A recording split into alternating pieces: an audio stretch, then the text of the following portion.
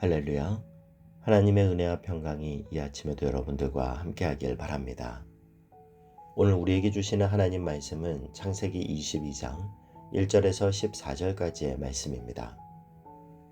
그 일 후에 하나님이 아브라함을 시험하시려고 그를 부르시되 아브라함아 하시니 그가 이르되 내가 여기 있나이다. 여호와께서 이르시되 내 아들 내 사랑하는 독자 이삭을 데리고 모리아 땅으로 가서 내가 내게 일러준 한 산 거기서 그를 번제로 드리라.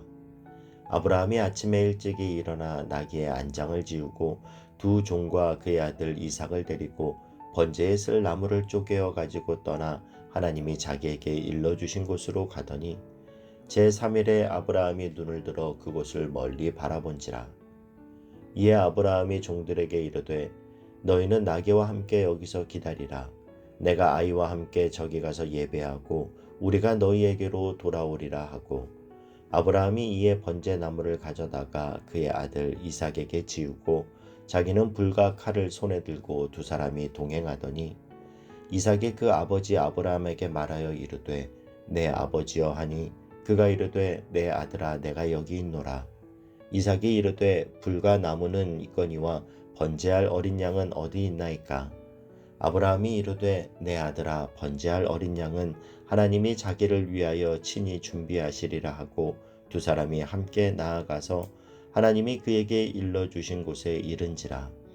이에 아브라함이 그곳에 제단을 쌓고 나무를 벌려놓고 그의 아들 이삭을 결박하여 제단 나무 위에 놓고 손을 내밀어 칼을 잡고 그 아들을 잡으려 하니 여호와의 사자가 하늘에서부터 그를 불러 이르시되 아브라함아 아브라함아 하시는지라.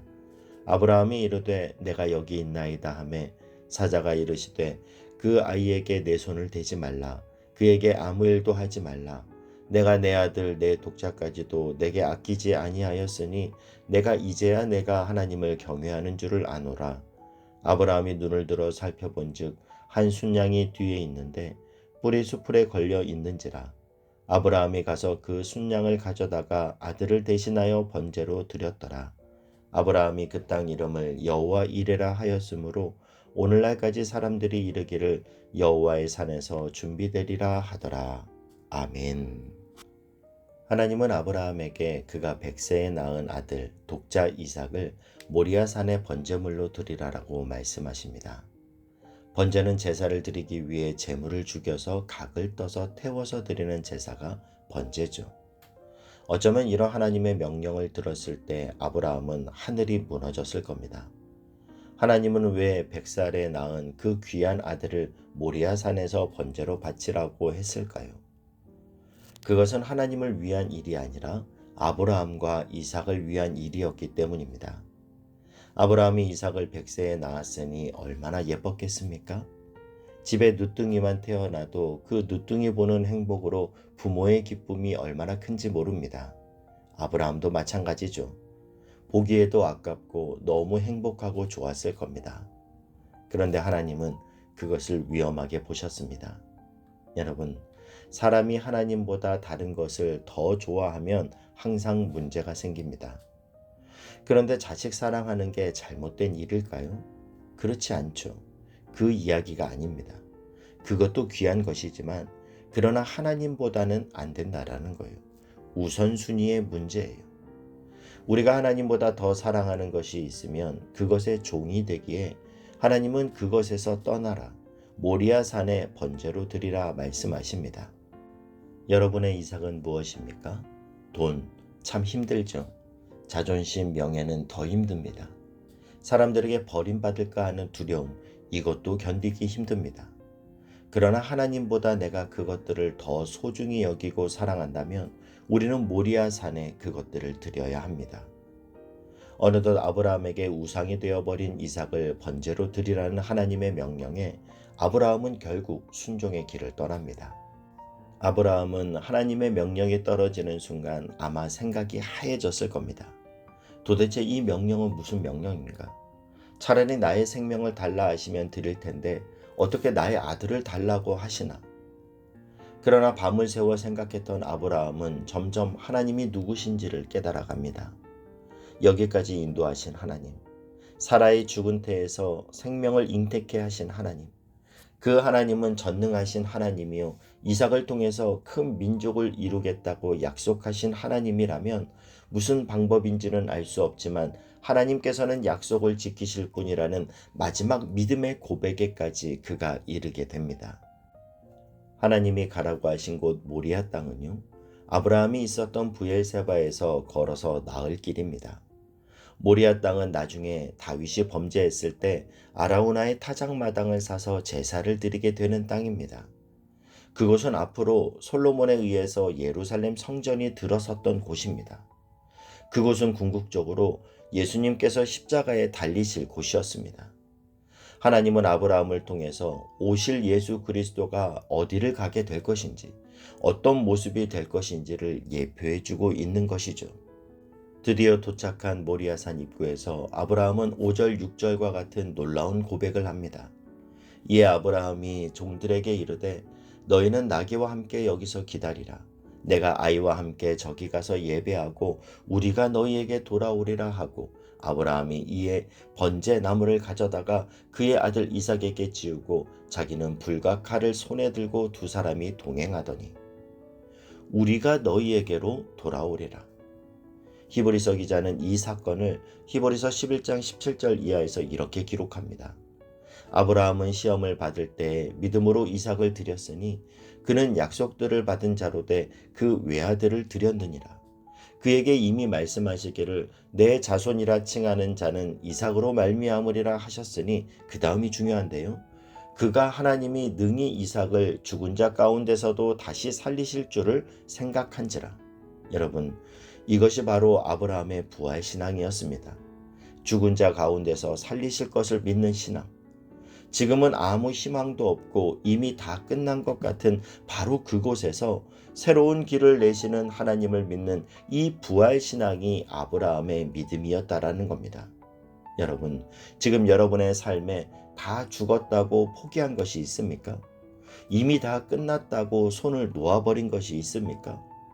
혹시 여러분 스스로를 포기하셨습니까? 여러분의 자녀를 포기하셨습니까? 간절한 어떤 기도 제목을 포기하셨습니까? 바라기는 저와 여러분이 다시 살리시고 다시 회복케 하심을 믿는 이 부활 신앙으로 다시 소망 가운데 일어날 수 있길 주님의 이름으로 축복합니다. 그런데 아브라함의 순종과 믿음 못지않은 순종과 믿음이 또 있는데요. 바로 이삭의 순종과 믿음이에요.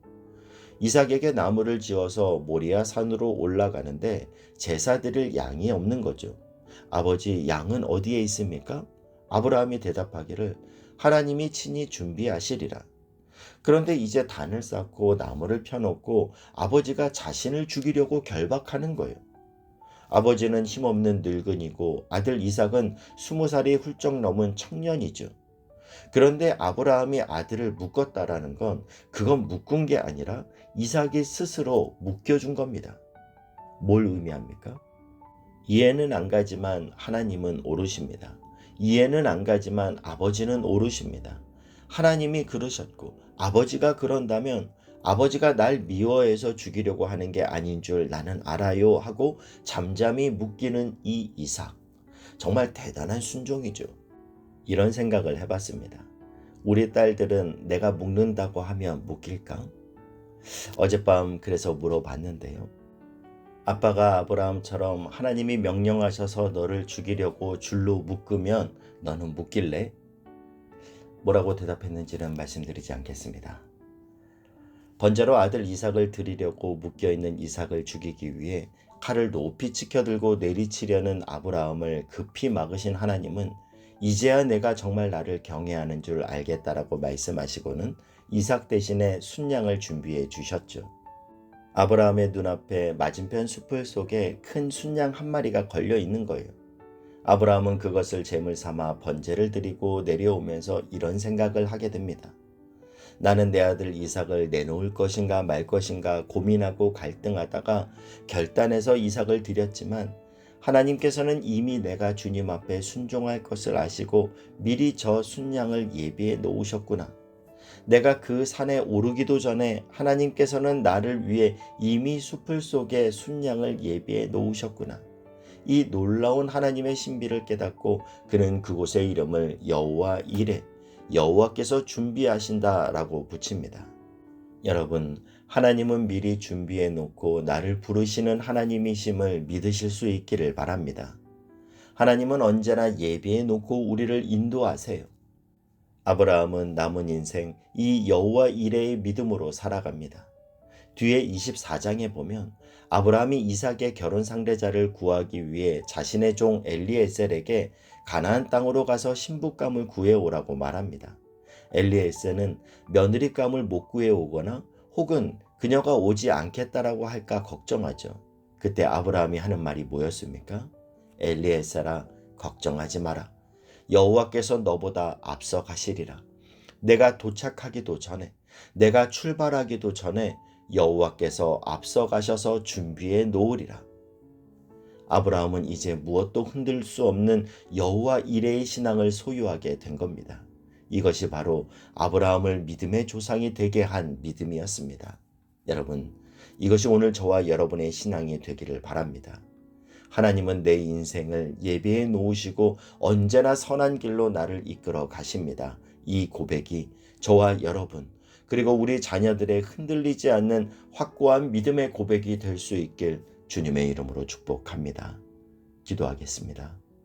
사랑하는 하나님, 지금 내가 염려하고 있는 그 문제에 대한 해답을 주님은 이미 예비하고 우리를 부르시는 줄 믿습니다.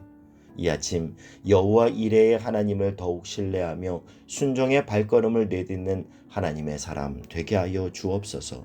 예수님의 이름으로 기도하옵나이다. 아멘.